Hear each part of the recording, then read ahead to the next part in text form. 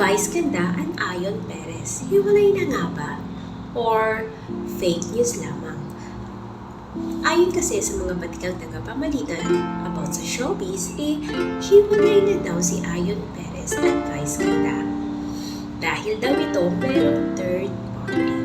At hindi ko na siguro sasabihin kung sino ang sinasabi nilang babae. Dahil alam ko na kilala niyo ito dahil madalas na itong nakikita sa Showtime.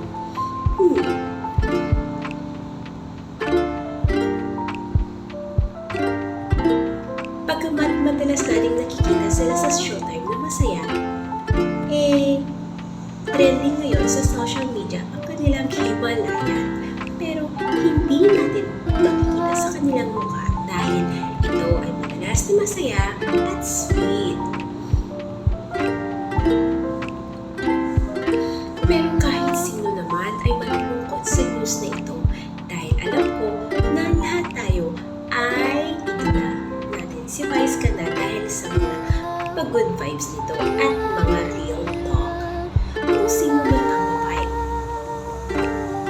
ininig nila kay Ayon sorry ka girl, kasi alam naman natin na si Vice Ganda talagang mahal ni Ayon at sila ay kasal na.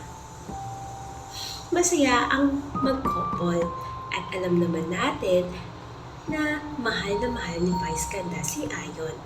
Kung sino man si girl, sana iwasan nyo na si Ayon. Dahil hindi lang si Vice ang makakalaban nyo, pati na rin ang sambayanan.